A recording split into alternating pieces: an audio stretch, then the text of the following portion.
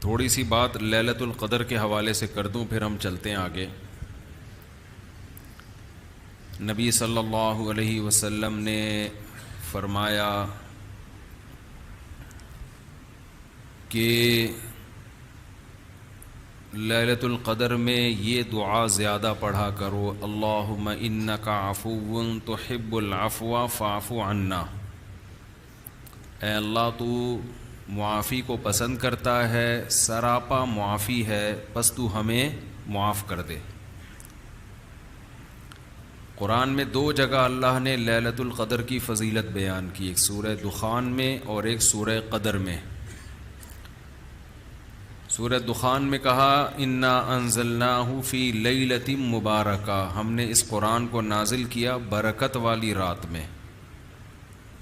اور سورہ قدر میں ہے انا انزلناہ فی لیلۃ القدر، ہم نے قدر کی رات میں اس کو نازل کیا۔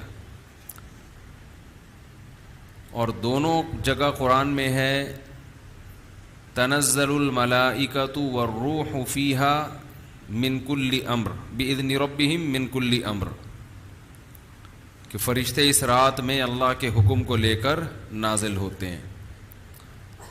اور سورہ دخان میں کہا فیہا یفرق کل امر حکیم، ہر حکمت والے فیصلے اس رات میں کیے جاتے ہیں۔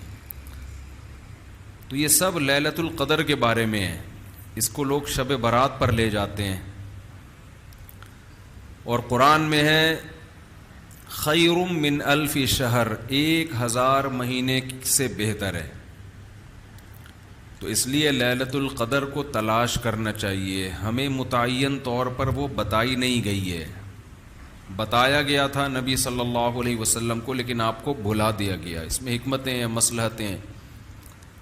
بڑی حکمت یہ ہے کہ اگر بتا دی جاتی تو ہم رمضان کے آخری عشرے میں پوری میں عبادت نہ کرتے، پورے سال سوتے رہتے، پورے رمضان سوتے رہتے، اور خاص اس رات کو کچھ اللہ اللہ کر لیتے۔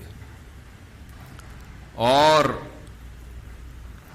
یہ بھی خطرہ تھا بتا دی جاتی تو اس میں گناہ کا عذاب بھی 1000 گنا، سینکڑوں گنا بڑھ جاتا، پھر حجت تمام ہو جاتی، پھر کوئی گناہگار یہ نہیں کہہ سکتا تھا کہ بھائی مجھے کیا پتا تھا آج لیلۃ القدر ہے، تو بڑا عذاب آ سکتا تھا اللہ کا، کوئی اس رات میں گناہ کرتا۔ تو اس لیے اللہ کی حکمت نے اس بات کا تقاضا کیا کہ اس رات کو چھپا دیا جائے۔ اب امکانات ہیں، پہلی بات تو رمضان میں ہوگی، اتنی بات تو تقریباً یقینی ہے۔ دوسری بات رمضان کے آخری عشرے میں ہوگی، یہ بھی تقریباً یقینی ہے۔ اب آخری عشرے میں پھر ہمیں یقینی نہیں بتایا کون سی رات، یہ بتا دیا گیا کہ طاق راتوں میں، یعنی 21ویں رات، 23ویں رات، 25ویں، 27ویں اور 29ویں، ان راتوں میں امکان زیادہ ہے۔ اور بعض حضرات کے نزدیک 27ویں میں امکان اور بھی زیادہ ہے، بعض حضرات کا موقف ہے، لیکن یقینی بات نہیں ہے۔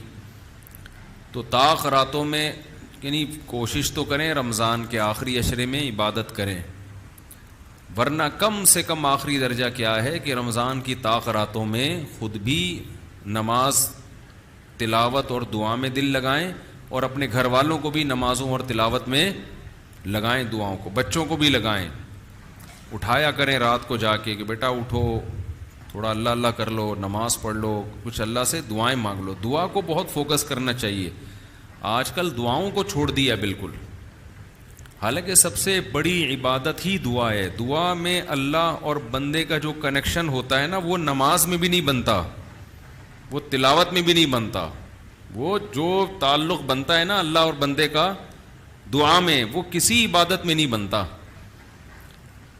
تلاوت کا مطلب تو یہ کہ اللہ آپ سے کیا کہہ رہا ہے وہ سن لیں آپ، اس میں تو یہ فائدہ ہوتا ہے۔ لیکن دعا میں تو آپ اللہ سے تعلق بڑھاتے ہیں نا، آپ اللہ سے مانگتے ہیں۔ تو اس لیے ان راتوں میں خوب گڑ گڑا کے لمبی لمبی دعائیں مانگنے کا معمول بنائیں۔ اعتکاف والے ساتھی بھی بیٹھ جائے کریں اکیلے میں، کہیں کچھ کر لیں، اللہ اللہ سب کچھ مانگ لیں، یہ سوچ کر کہ جو مانگیں گے اللہ ہمیں وہ دے گا۔ جب انسان مانگتا ہے نا پتہ نہیں ملے گا نہ ملے تو پھر ملتا نہیں ہے. اللہ کہتا ہے جب تیرا میرے بارے میں یہ نظریہ ہے کہ میں دیتا ہی نہیں ہوں تو پھر مانگتا رہے بیٹھ کے, میں نہیں دوں گا. اللہ میں استغنا بہت ہے. اللہ کا معاملہ یہ ہے کہ اللہ میں استغنا بہت ہے. اللہ کے سامنے جھکو گے تو وہ چپڑ پھاڑ کے دے گا, تھوڑی سی بھی اکڑ دکھاؤ گے تو پھر اللہ کا کچھ نہیں بگاڑ سکتے, پھر خود ہی رلتے رہو گے, ساری زندگی برباد ہوتے رہو گے. جیسے نبی صلی اللہ علیہ وسلم نے ایک بوڑھے کو بخار میں دیکھا, فرمایا کہ طہور, یہ بخار تمہارے گناہوں کو معاف کرے گا, خیر برکت کا ذریعہ ہے. وہ بیچارہ کہیں غصے میں تھا, اس نے کہا یہ ایک بڈھے کو تنگ کرنے کے لیے آیا ہے. آپ نے فرمایا اب ایسا ہی ہوگا, یہ گناہوں کی معافی کا ذریعہ اب نہیں بنے گا. تو دعا میں مانگیں یہ سوچ کر کے یقینی طور پر اللہ میری دعا کو قبول کرے گا, اور بار بار مانگتے رہیں. مانگیں کیا, یہ بڑی پرابلم ہے, یہ بڑا مسلمان کے ساتھ مسئلہ ہے. بھائی بڑی بڑی چیزیں مانگیں اللہ تعالیٰ سے. سب سے بنیادی ضرورت ہماری کیا ہے؟ فمن زحزح عن النار وادخل الجنة فقد فاز, جسے جہنم کی آگ سے بچا لیا گیا اور جنت میں داخل کر دیا گیا وہ ہے اصل کامیاب. تو یہ مانگو اللہ تعالیٰ سے, اے اللہ مجھے جنت. مانگنے کا مطلب پتہ ہے کیا ہوتا ہے؟ یہ نہیں ہوتا کہ میں انہی بدماشیوں میں رہوں لیکن آخرت میں مجھے معاف کر کے جنت میں داخل کر دینا, یہ قطعاً مطلب نہیں ہے. جنت مانگنے کا مطلب یہ ہے کہ اے اللہ وہ کاموں کی توفیق دے دے جن کی وجہ سے جنت ملتی ہے. کیونکہ یہ تو بہت کفر ہے ایک طرح کا کہ میں رہوں ایسے ہی, اور یعنی یہ تو گویا اللہ کی آیات کا مذاق اڑانے والی بات ہوگی. تو ہدایت مانگے, ہدایت, سیدھا راستہ, ایسا راستہ کہ جس پہ چل کے کیا ملتی ہے؟ جنت. اس راستے پہ چلا دے. یہ سب سے زیادہ مانگا کریں. اور جو دین کے کام میں لگے ہوئے ہیں, مبلغین ہیں, علماء ہیں, دینی مدرسے کے طلباء ہیں, وہ ایک اور دعا بہت زیادہ مانگا کریں. کیونکہ ان کو صرف جنت تھوڑی چاہیے, ان کو تو یہ چاہیے کہ ہمیں اللہ نے پیغمبروں کا وارث بنایا ہے, تو ہم سے اے اللہ تو دین کا کام بہت زیادہ لے لے, جو ہمارا مقصد ہے, ہمارا ہدف ہے. اگر ایک عالم کاروبار کامیاب کر کے چلا گیا تو یہ کون سا تیر مار لیا اس نے, یہ کوئی اس کا اصل کام تھوڑی تھا.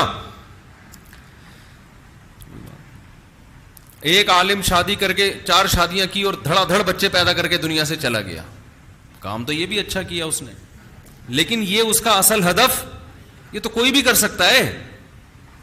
یہ تو ابو ظہبی کے جو سابق بادشاہ تھے ان کے میرے خیال ہے 100 کے قریب کہا جاتا ہے بیٹے بیٹے تھے ان کے, دھڑا دھڑ شادیاں کی انہوں نے. وہ لوگ تو پھر طلاقیں دے دے کے بھی کرتے رہتے ہیں نا عرب بادشاہ, انہیں کوئی نہیں پوچھتا کہ طلاق دے بھی ہم آپ اور نہیں, یہ گھر کا شروع کر دینا, پٹو گے بہت برے طریقے سے. اور ویسے بھی شریعت میں پسندیدہ کام نہیں ہے طلاق دینا. کہ عرب لوگوں کے پاس پیسہ بہت ہے, وہ بھائی ایک بیوی کو طلاق دی, یہ بھائی بنگلہ دے دیا, وہ خوش ہوتی ہے, چل بھائی بنگلہ ملا, پھر ایک اور شادی کی, تو ان کے ہو جاتے ہیں 100.